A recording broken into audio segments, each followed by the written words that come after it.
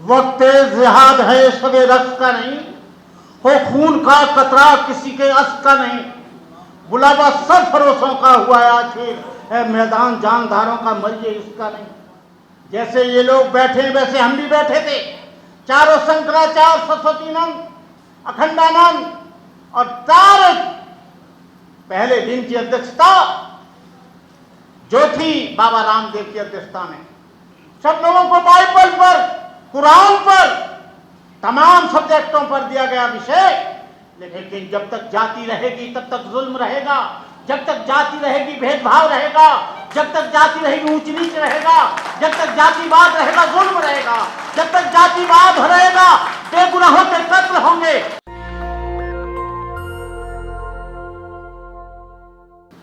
और सबसे पहले मैं उस महापुरुष को नमन करता हूं जिसने भारतीय संविधान बनाकर हम लोगों को धर्मनिरपेक्षता दी, मानवता का पाठ पढ़ाया और भारतीय संविधान में इंसान और इंसान को बराबरी का अधिकार दिया।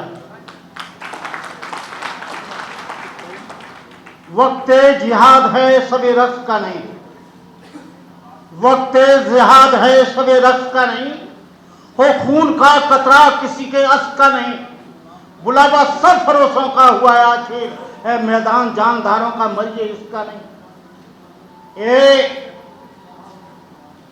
भाई हाफिज जी, मैंने हजारों सद्भावना यात्राओं में भाग लिया है 46 वर्ष के संन्यास में।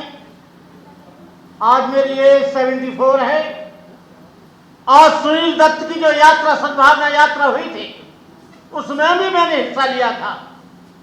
और सुनील दत्त जी से मैंने कहा था, सुनील दत्त जी, कहां तुम रेगिस्तान में खेती करने के लिए चले हो, यहां बबूल के पेड़ पर कहां तुम आम खोज रहे हो? मैं सोचता हूं बहुत मुश्किल है। ये देश महावीर स्वामी जैन का है, गुरु नानक का है, कबीर का है, बुद्ध का है, चोखा मेला का है, डॉक्टर अम्बेडकर का है, बापू का है, जवाहरलाल नेहरू का है।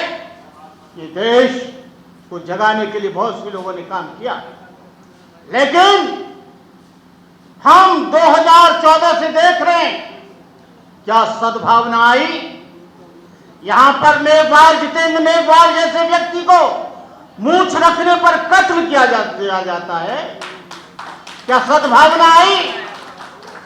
इंद्रपाल जैसे 9 वर्ष के बच्चे को प्यास लगती है, उसे घरे के पास जाता है, उसे मारकर लोहू लोहान कर दिया जाता है, उसका फेफड़ा फट जाता है। क्या यहां पर आई? कासगंज में दलित आदमी की बारात नहीं चढ़ने जाती है, क्या सद्भावना आई? यहां पर हजारों बच्चों को, हजारों महिलाओं के साथ बलात्कार होता है जातिगत और सांप्रदायिक के आधार पर, क्या सद्भावना आई? आपके प्रयास को मैं धन्यवाद देता हूं, क्रिटिसाइज नहीं करता हूं, लेकिन आज मुझे अफसोस है कि जिसकी अध्यक्षता होने वाली थी, जो मुख्य अतिथि था, केवल आपको सिख दिखाई देता है, मुस्लिम दिखाई देते हैं, जैन दिखाई देते हैं, बौद्ध दिखाई देते हैं, ईसाई दिखाई देते हैं, लेकिन क्या आपके मंच पर आए हिंदू एक भी दिखाई नहीं दे रहा है? इसका कारण है क्या हिंदुओं के बिना आप सद्भावना कर पाएंगे? क्योंकि दुर्भावना जो भी उत्पन्न होती है वो कहां से उत्पन्न होती है मैं कहना नहीं चाहूंगा। जब यहां पर सम्मेलन हुआ सद्भावना का हरिद्वार में, मुझे बुलाया गया। जैसे ये लोग बैठे वैसे हम भी बैठे थे, चारों शंकराचार्य सरस्वतीनंद अखंडानंद और चार पहले दिन की अध्यक्षता जो थी बाबा रामदेव की अध्यक्षता में, सब लोगों को बाइबल पर, कुरान पर, तमाम सब्जेक्टों पर दिया गया विषय। लेकिन मुझे दिया गया हिंदू समाज के एकीकरण पर और हिंदू समाज की एकता पर। मैंने कहा मैं बुद्धिस्ट हूं, मुझे बुद्ध की प्रासंगिकता पर दिया जाए, बुद्ध के सब्जेक्ट पर दिया जाए, बुद्ध धर्म बाहर कैसा इस पर दिया जाए, बौद्धम थाईलैंड और जापान में क्यों गया इस पर दिया जाए, चाइना में क्यों गया इस पर दिया जाए, 28 कंट्रियों में बुद्ध धर्म कैसे फैला इस पर दिया जाए। लेकिन आपने दिया है कि मुझे हिंदू धर्म का एकीकरण, हिंदू धर्म की एकता, मैंने बड़े गौरव के साथ कहा, आरएसएस के लोग थे, मैंने कहा Hindu is a not society. मुसलमानों में मुसलमान पैदा होता है, ईसाइयों में ईसाई पैदा होता है, सिखों में सिख पैदा होता है, जैनियों में जैनी पैदा होता है, पारसियों में पारसी पैदा होता है, बौद्धों में बौद्ध पैदा होता है, लेकिन हिंदुओं में हिंदू पैदा नहीं होता। हिंदुओं में ब्राह्मण पैदा होता है, हिंदुओं में क्षत्रिय पैदा होता है, हिंदुओं में वैश्य पैदा होता है, हिंदुओं में शूद्र पैदा होता है, और हिंदुओं में नाई धोबी दानो कहा लोहार तेली तमोली पाची काची अहिर गणिया अहरवार संखवार हिंदू जात की जात जात में जाति जैसे केरा के पात पात में पात। ये जातिवाद के रहते और सांप्रदायिकवाद के रहते हुए मैं सोचता हूं, मुझे सपना लगता है हाफिज गुलाम सरवर साहब कि यहां पर सद्भावना बहुत मुश्किल है। जब तक यहां पर ढेर सारे बिल ये गवर्नमेंट लाती है, लेकिन एक भी बिल इस बात के लिए नहीं जाती है कि सांप्रदायिकता नहीं रहेगी, जातिवाद को खत्म किया जाता है। एक बिल ऐसा भी ले आओ कि जातिवाद खत्म हो जाए और सबके सामने लिखा जाए भारतीय है, सबके सामने लिखा जाए कि वो भारत का रहने वाला है, सबसे ज्यादा लिखा जाए कि भारत का नागरिक है, सबसे ज्यादा लिखा जाए कि यहाँ पर कोई जाति नहीं है। लेकिन जब तक जाति रहेगी तब तक जुल्म रहेगा, जब तक जाति रहेगी भेदभाव रहेगा, जब तक जाति रहेगी ऊंच नीच रहेगा, जब तक जातिवाद रहेगा जुल्म रहेगा, जब तक जातिवाद रहेगा बेगुनाहों के कत्ल होंगे। और आपको मालूम नहीं है, जातिवाद के कारण जब से ये देश स्वतंत्र हुआ 14 लाख से अधिक लोग बेगुनाह मारे गए और 18,000 से ज्यादा महिलाओं के साथ बलात्कार हुआ। ये कैसा सद्भावना है, कैसा ये देश है। 2014 से जब से गवर्नमेंट आई है, जातिवाद सर पर पकड़ रहा है, सांप्रदायिकतावाद बढ़ रहा है। ये जब तक सांप्रदायिकता खत्म नहीं होगी, जातिवाद खत्म नहीं होगा, इस देश में सद्भावना कितने भी सम्मेलन करते रहना, कितने भी यात्रा निकालते रहना, आपसे पहले सुनील दत्त भी यात्रा निकाल चुके हैं, लेकिन ये क्यों नहीं हो पा रहा है?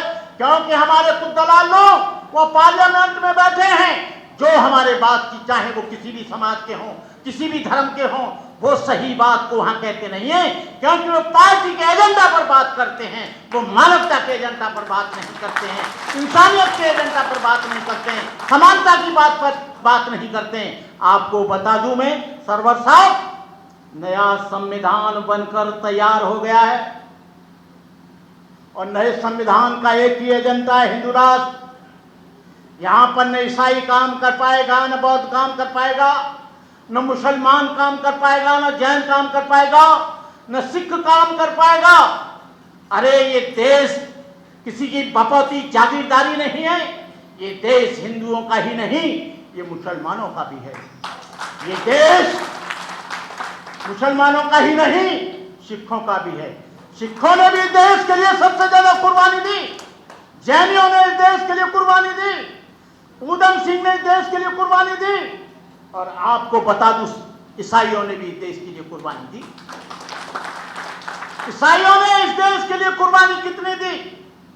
वो लोग जो अंग्रेज लोग थे, वो अपने चर्च से स्वतंत्रता आंदोलन चलाते थे, और जो मुसलमान थे वो अपने स्कूल से, जो उनके स्कूल थे मजहब को सिखाने वाले मदरसा, वहां से आंदोलन चलता था। अबुल कलाम आजाद उस मदरसा की देन है।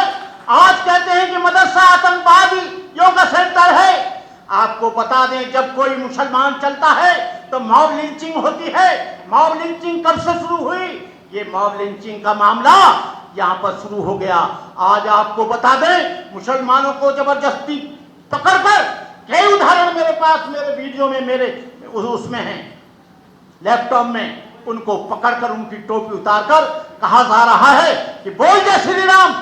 अरे जब देश धर्मनिरपेक्ष है, अपने तरीके से 14 अनुच्छेद, 15 अनुच्छेद, 16 अनुच्छेद, आप संविधान को उठाकर देख लेना, उसमें दिया गया है कि कोई भी आदमी अपने तरीके से किसी भी मजहब को मान सकता है, अपने तरीके से पूजा पाठ कर सकता है, अपने तरीके से नमाज अदा कर सकता है, अपने तरीके से चर्च में प्रार्थना कर सकता है, अपने तरीके से जो बौद्ध है वो प्रार्थना कर सकता है। लेकिन यहाँ पर तो एक ही आइडिया दिया जा रहा है कि यहाँ पर किसी भी तरह से हिंदू राष्ट्र बन जाए और जब हिंदू राष्ट्र बन जाएगा तो आपका सद्भावना सम्मेलन नहीं हो पाएगा। जब हिंदू राष्ट्र बन जाएगा तो आपका ये जो यहाँ पर मुझे अफसोस है कि दोनों ही हिंदू जिनको बुलाया था अतिथि के रूप में केवल 5 लोग आपको नजर आए हैं, वो नहीं आए। इस कार्यक्रम को सोच लेना, क्यों नहीं आए? उसका कारण ये नहीं है कि वो व्यस्त थे, उन्होंने ये स्वीकार किया था तो उनको आना चाहिए था, लेकिन उनको मालूम था कि हम वहां पर कोई भी सद्भावना की बात नहीं कर पाएंगे, वहां पर कोई भी हम इंसानियत की बात नहीं कर पाएंगे, वहां कोई भी भाईचारे की बात नहीं कर पाएंगे। डॉक्टर अंबेडकर ने बड़ा सोचकर संविधान बनाया था। यदि डॉक्टर अंबेडकर न होता तो मुसलमान अपने मस्जिद में नमाज अदा नहीं कर सकता था, हिंदू जो शूद्र है वो कहीं मंदिर में नहीं जा सकता था। कि डॉक्टर अंबेडकर को जब तक संविधान जिंदा रहेगा तब तक सद्भावना जिंदा रहेगी। जिस दिन संविधान मर जाएगा तुम भी मर जाओगे, हम भी मर जाएंगे, देश भी मर जाएगा।